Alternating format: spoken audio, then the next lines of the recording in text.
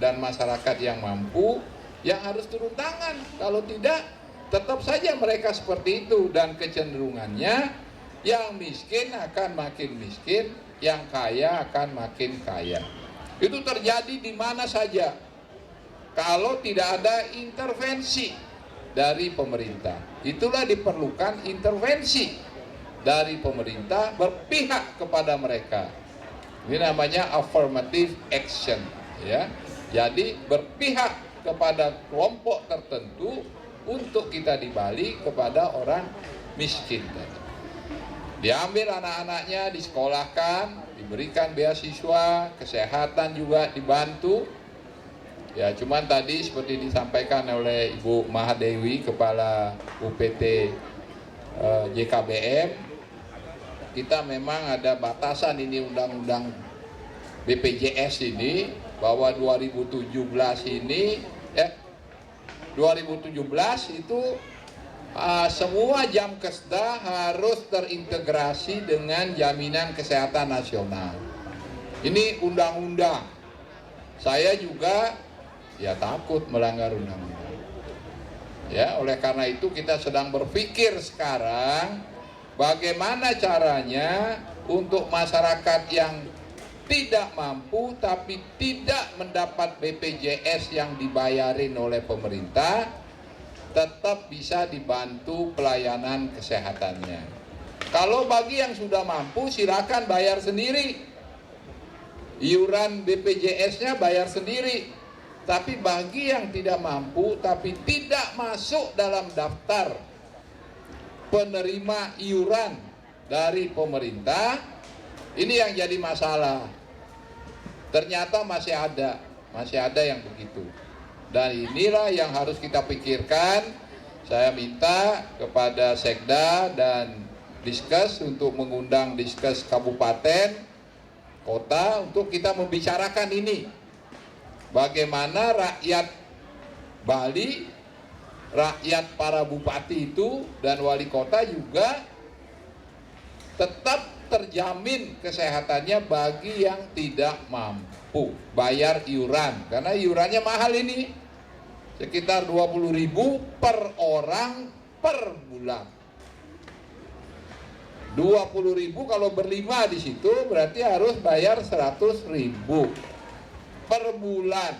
12 bulan 1 tahun berarti 1.200.000 setahun. Yang selama ini dengan JKBM bebas. Nah, itu persoalannya nih sekarang. Saya menerima usulan banyak sekali supaya JKBM tetap diberlakukan. Persoalannya ada undang-undang di sini. Yang saya harus taat kepada undang-undang itu. Ini persoalannya sekarang. Saya terima baca kemarin di Fajar Bali, selamat pagi Pak Gubernur, minta supaya tetap dipertahankan.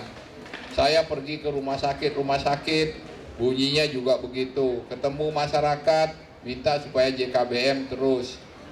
Persoalannya adalah undang-undang yang mengatakan bahwa semua Jamkesda harus terintegrasi menjadi JKN, Jaminan Kesehatan Nasional. Ini persoalan saudara-saudara sekalian. Saya juga mohon pemahaman, pengertian dari masyarakat kita. Kenapa JKBM lebih diminati? Karena JKBM ini sifatnya lokal. Jadi ngaturnya sedikit kita. Dengan iuran hanya Rp10.000 per orang per bulan yang dibayar oleh pemerintah, kita sudah bisa menangani dengan baik. Tapi sifatnya lokal, hanya berlaku di Bali. Kalau bapak-bapak dan ibu-ibu sakit di luar Bali, tidak bisa pakai JKBM itu. Harus pakai JKN, BPJS. Nah, itu di sini kelemahan dan keuntungannya. Ini harus kita pikirkan saudara-saudara, karena sudah terlanjur beberapa tahun ini, sejak 2010 orang Bali merasa tertanggung, artinya merasa dibiayai dengan gratis untuk kesehatan. Tiba-tiba sekarang harus bayar iuran. Nah, ini yang menjadi problem buat saya sesungguhnya. Ya, ini tidak sederhana, saudara-saudara sekalian, karena JKBM itu sudah merasuk di hati rakyat Bali. Dia lebih percaya JKBM daripada BPJS, itu persoalannya. Padahal cakupan BPJS sebenarnya lebih luas. Lebih luas. Tapi persoalannya mesti bayar. Nah, itu ya, bayarnya itu yang tidak mau, itu persoalan.